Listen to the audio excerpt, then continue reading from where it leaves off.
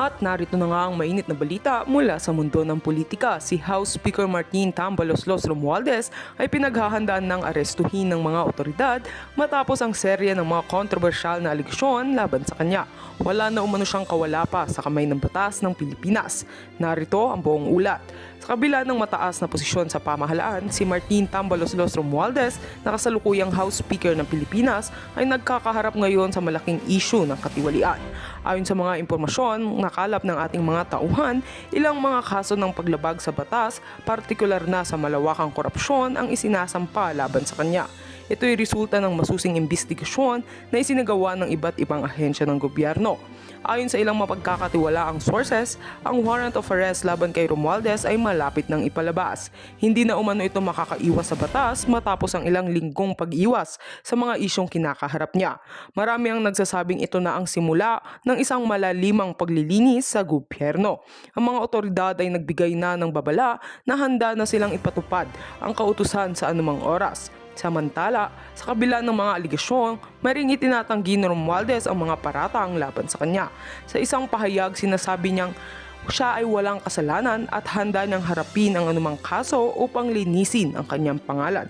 Gayunpaman, sa kabila ng kanyang mga pahayag, ang publiko ay nananatiling hati ang opinyon sa usapin, lalo na't maraming Pilipino ang patuloy na naghahanap ng hustisya sa mga kaso ng korupsyon sa bansa. Ang mga kaganapang ito ay patuloy na tututukan ng ating mga mamamahayag hangad ng sambayanan ng isang patas na paglilitis at hustisya para sa lahat. At heto nga ang mga balitang ating pagkakatutukan. At kung bago ka pa lamang sa aking channel, ay huwag kakalimutang mag-like, share and subscribe para updated ka sa aming mga bagong balita dito sa Tatak Pinas.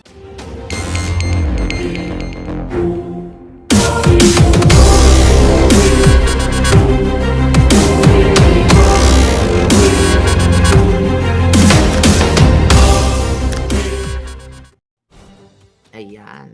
Ma'am Parvina, how are you? Virgo, Virgo. So, ito na nga mga kababayan. I'm so happy. Maverick, I'm so happy. Liz Vergara, I'm so happy. Nandito kayo lagi sa Alkikochi. So, of course, happy ako na pinapanood ko. Pinanood ko yung filing ni Attorney Vic Rodriguez. I know na hindi madali ang laban dahil sa pandaraya, okay? Pandaraya ng nakaraang eleksyon at mga nakaraan pa, lalo na yung nakaraan ng bangag na administration. Kaya medyo mahirap ang laban sa kay Attorney Vic at sa iba pang mga kandidato na hindi kaalyado ng mga mangag. Pero papasaan ba? Hindi natin alam. Baka may twist of fate. You'll never know. Baka bago mag-December, magordor na si Bangag or, gumawa na kayo ng aksyon, lumabas kayo ng bahay at labanan na ninyo ang mga karumal-dumal na nangyayari sa Pilipinas, talamak na korupsyon. Ang sabi nga ni Attorney Vic Rodriguez, kaya siya tumakbo ay para siya ay maging representante siya ng isang real opposition para of course the usual thing na talagang gustong gawin ng isang matinong politiko yung labanan ang korupsyon. Okay? Kaya nga hindi siya nag-kiss ass doon sa mga bangag, 'di ba? Minabuti niyang sa kabila ng kanyang pag-aakala na ang mga bangag ay gagawa ng tama para sa ating sa inyong mga Pilipino. Tignan niyo naman, 'di ba? Nailabas natin yung video kung paano siya demonyohin ni Lee Satanas na isa naman talagang demonyong babaeng kidnapper. So, dito sa kanyang speech kanina, like 2-minute speech lang, actually limited.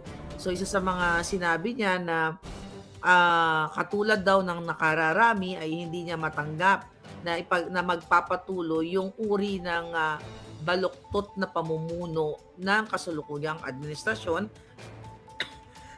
at ng mga bangag, di ba? Ako na yung dagdag ng bangag. Pero the fact na kasalukuyang administrasyon, ay mga bangag nga yung sinasabi niya.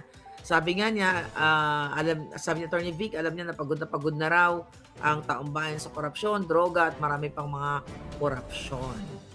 So, doon sa tanong sa kanya na tungkol sa bakit siya nagre-represent bilang real opposition, ang sagot niya dito kasi wala namang Wala namang lumalabas talaga, wala namang naninindigan na real opposition. Supposedly, ang tunay na opposition ay yung mga liberal party. Yan yung tinatawag natin ng mga dilawan na dapat kakampi na kayo ng bayan ngayon kasi tama talaga kayo. Tama kayo na ang mga Marcos ay addictus benedictus, bangag, magnanakaw, gorgorero, and everything.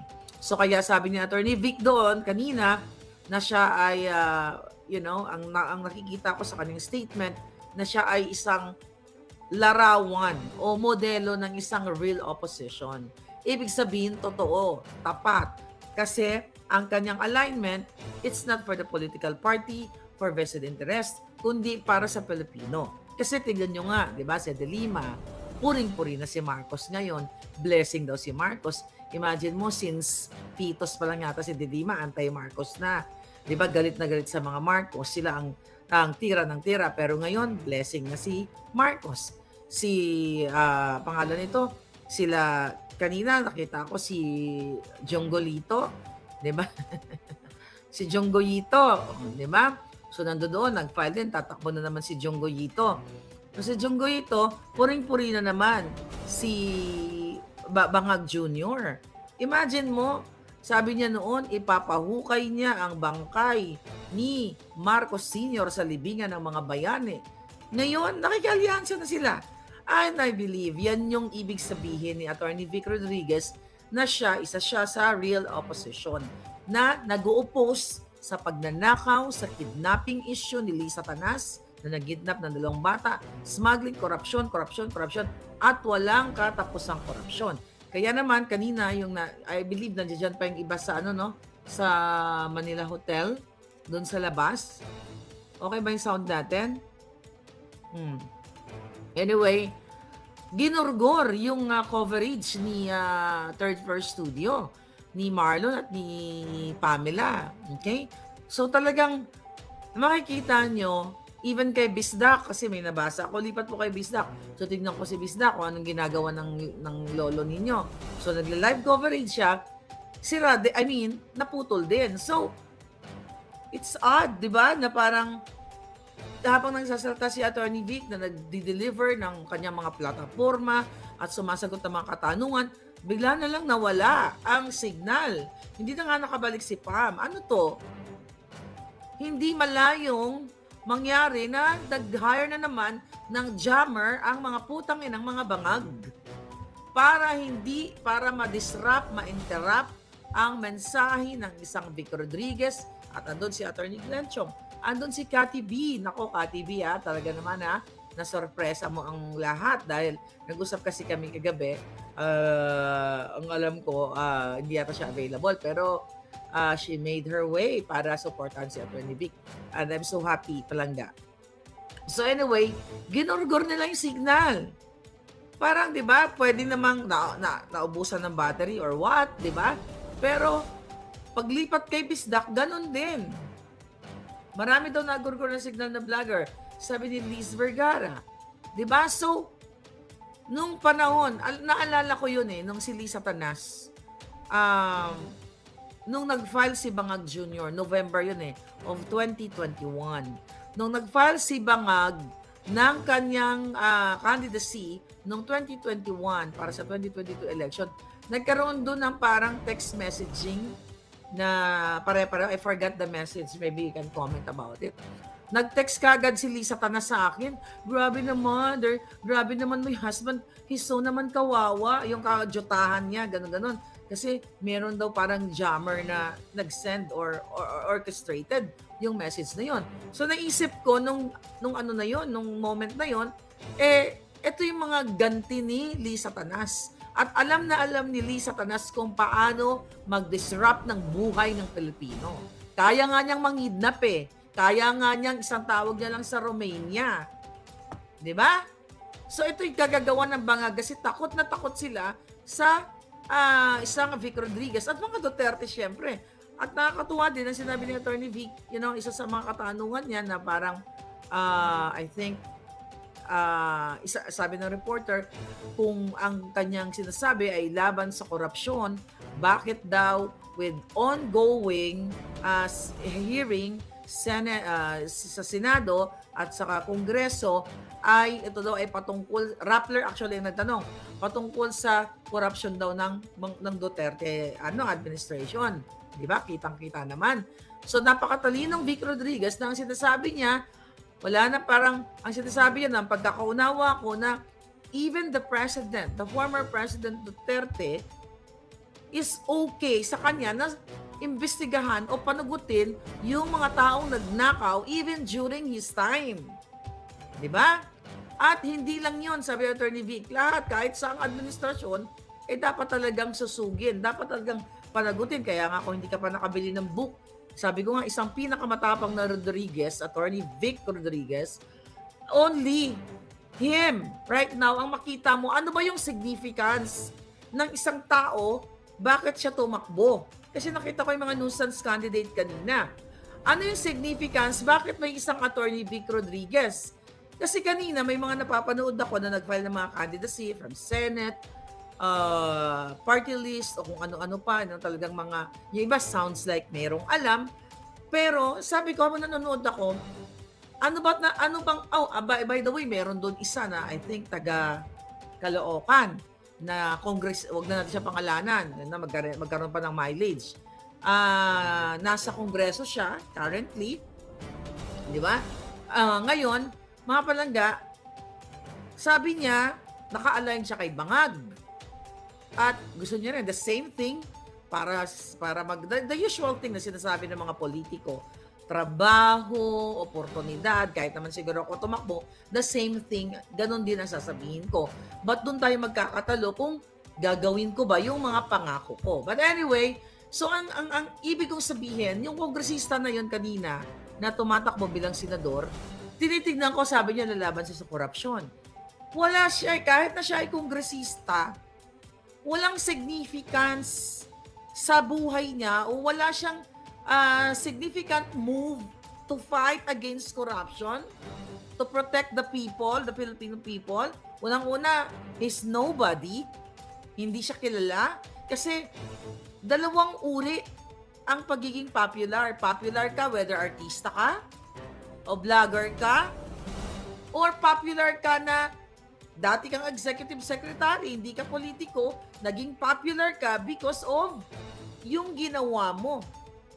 Yung ginawa mo na nanindigan ka at isinulat mo pa sa librong ito kung gaano kademonyo si Marcos Jr., si Lisa Tanas, kung saan sila ay nakipagsabuatan, nag-appoint ng mga smuggler, diba? Sangkot sa Pogo, nag-appoint ng mga Pogo operators, nandito lahat. So tinitignan ko, mga panadam, sorry for my voice, okay? Tinitignan ko, yung pinapakinggan ko, actually, may mga never heard, or mga first time, or they called it nuisance candidate, na they seem so intelligent naman.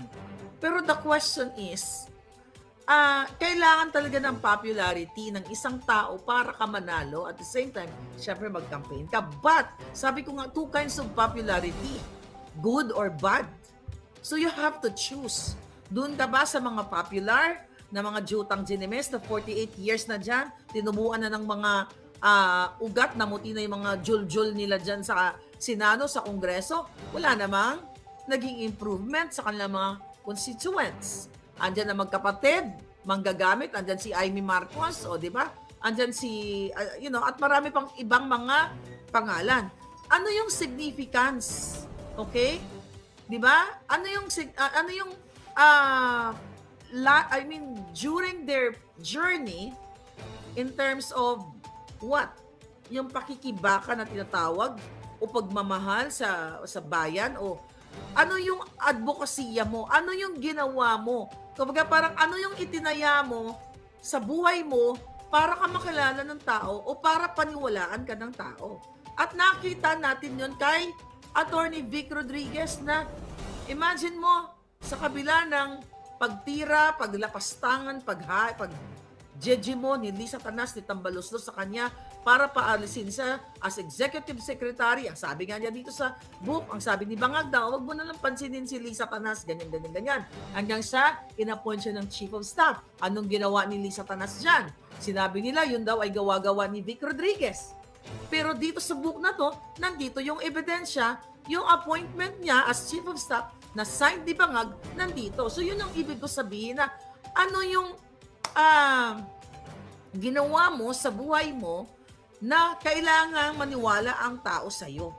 Na bakit kailangan ka namin iboto? Hindi lang dahil lawyer ka o hindi po pwedeng sabihin mo, katulad na yung kanina na nagsalta doon, dati akong SK Chuchu, ako ay naglingkod sa ganito, sa ganyan, and I'm fighting for corruption. And what are you doing? Wala naman, di naman natin naririnig ang pangalan niya kasi hindi naman siya lumaban sa korupsyon. Hindi naman siya lumaban sa droga, sa pulboronic. Hindi naman siya nagsalita na si Bangag Jr. ay pulboronic. Whereas si Attorney Vic ay talagang nanindigan, nagpa-ano pa nga yan,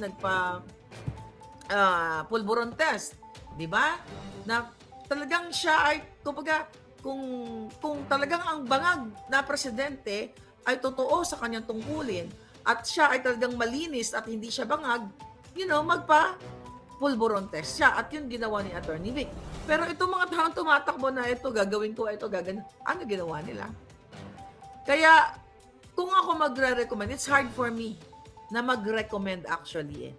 Napakahirap magrekomenda sa akin ngayon dahil sa history ng pambubudol. But, I will recommend Attorney Vic for ano-anong mga reason. Unang-una, nilabanan niya yung mga kalaban ng Pilipino. Sino ang kalaban ng Pilipino? Si Bangag, si Lisa Tanas, si Tambaluslos. Nilabanan niya yung panglilinlang ni Tambaluslos at kanyang mga grupo tungkol sa charter change. Nilabanan niya ang pulburon, nilabanan niya ang lahat, pati kidnapping. Nag-speak up si Vic Rodriguez. Alright? Maiba tayo, si Pastor Kibuloy, nag-file ng kandidatura niya. So, sabi ko nga, it's hard for me to support. Pero, bakit ko susuportahan si Pastor Kibuloy? Number one, lumaban din siya. Dahil siya ay isa sa hindi siya, si Attorney Vic palang ginurgur din siya.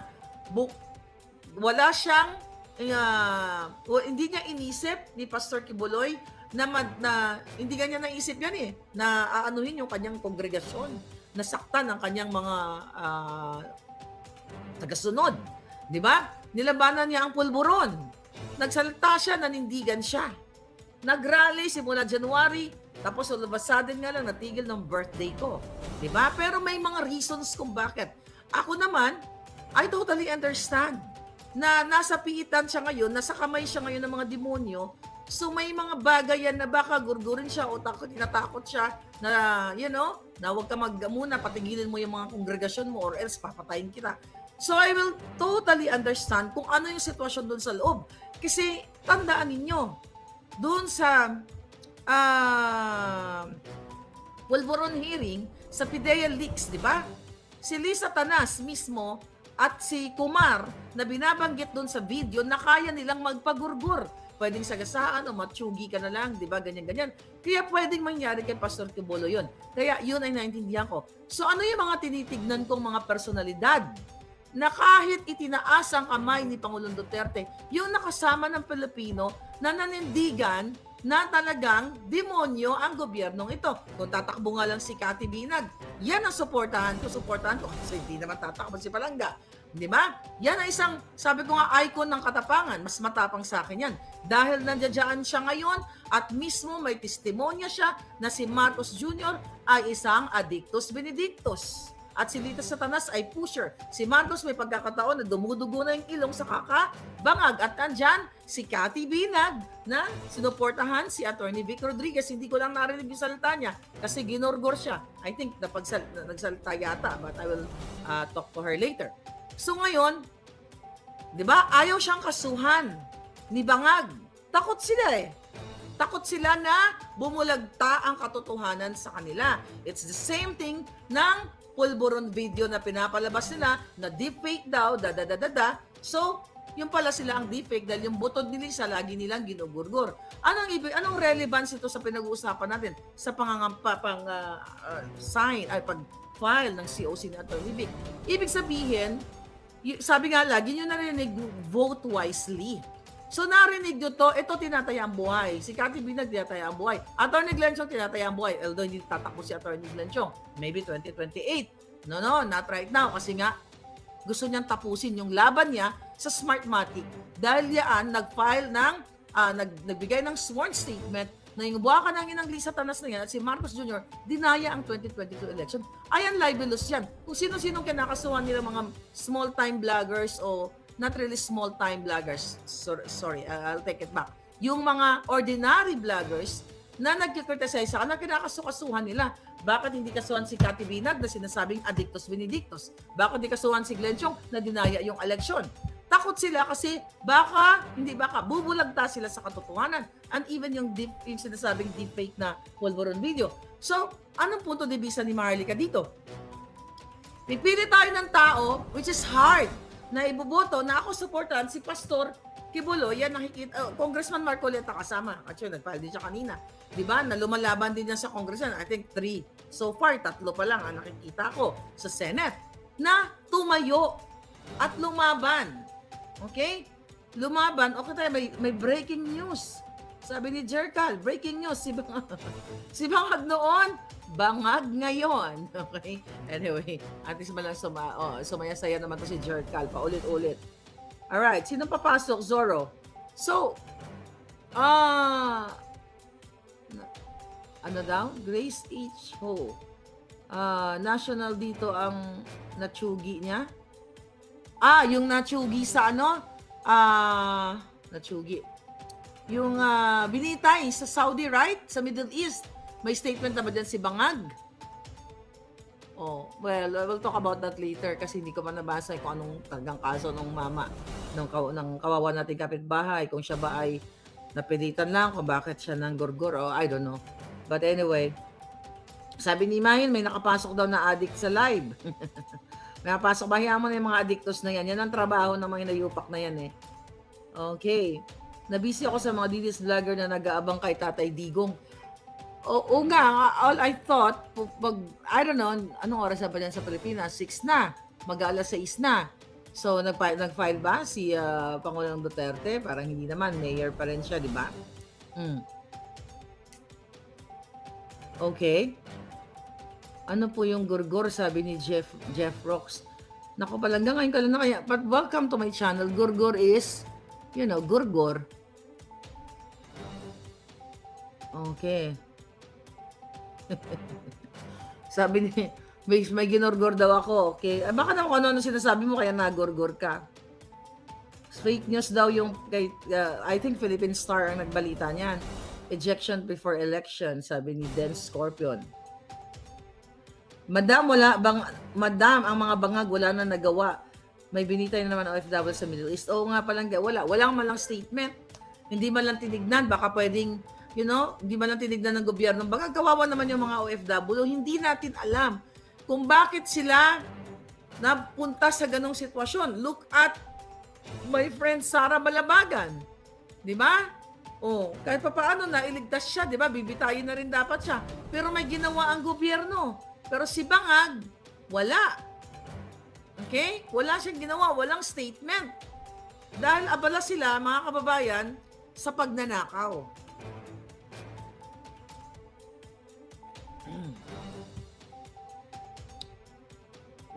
Ano daw? Buto ko lang sila.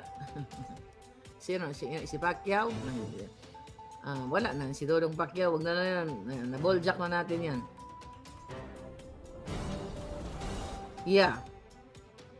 Anyway, so ngayon, mga kababayan, sabi ni Maylin, wag na wag iboto ang mga tambaluslos. Okay, right. Okay. So, sino-sino pa yung mga tumakbo ngayon? Mag-comment kayo dyan. Sinong gusto nyo at boljacking ko. At boljacking ko. Okay? Mga party list. May inappoint mo. Inappoint pala ni Bangag si John Vic Remulla. Ano sabi niya? Titiyakin. Sabi ni Bangag, titiyakin daw ni bagong DILG ni bagong Interior and Local Government Secretary John Vic Remula natitigil ang operasyon ng mga Pogo bago matapos ang 2024. Wow, putang yan to si Bangag, siya ang promotor ng Pogo. Kumita, dapat pinagloloko kayo katulad nito. Inappoint na naman ang Remulla, is sangkot sa Pogo mga Remulla. Tignan mo si Crispin, tapos ito naman, sangkot talagang blulubog kayo sa kahirapan, sa kasakiman, sa krimen. Kasi tignan mo yung mga ina-appoint ni Bangag, yung mapapakinabangan niya. Sabi nga na nag-comment, sana i-prioritize din ang kalinisan ng buong bayan ng Cavite. Dami nang nakakalat ng mga basura kahit sa mga highway, kaya konting ulan, baha ang kalsada. Rebecca Ogata, thank you. See? Sino mga taga Cavite dito? Si Willie Rebellami daw ay tatakbo. O, tinaas na ba yung kamay niya? Well, tahimik although sinusuportahan niya ang mga Duterte, hindi rin naman siya nanindigan laban sa korupsyon. I don't know, we'll see. Hindi ko pa alam kung ano mga pinagsasabi niya. Kaya sinasabi ni Attorney Vic Rodriguez, siya ay isang real opposition. Kasi pwede ka magsabi na, i-oppose, nag-oppose ka sa mga bangag, pero wala kang ginagawa. Hindi po pwede yung pakikipaglaban mo, sekreto lang. Sarili mo lang, nagalit-agad ka kay bangag, pero hindi mo mailabas kasi takot ka. Marami kasi na supporter na nagpapataas ng kamay kay Pangulong Duterte. I know most of them na nagsasabi na galit kay Bangag pero takot lumabas. Marami mga nagme-mensahe sa akin, Miss Marlica, congratulations, ang galing-galing mo, thank you sa tapang mo. Pasensya ka na kasi hindi ako makaglabas kasi ganito, kasi ganyan-ganyan. Bullshit. Bakit kayo hindi makalabas? Bakit hindi kayo pwedeng maging Rodriguez o maging Glenn Chong? Di ba? Bakit? O maging Cathy Binag? Bakit kayo takot? Eto lang yan. Kung ikaw ay takot, sasabihin mo na ayaw mo kay Bangag, ang dami nyo nagme-mensahe sa akin, pasensya na kayo. But this is my feeling towards sa pinapakita ninyo. Oh, I'm not supposed to say pasensya, wala makuutang na loob sa inyo.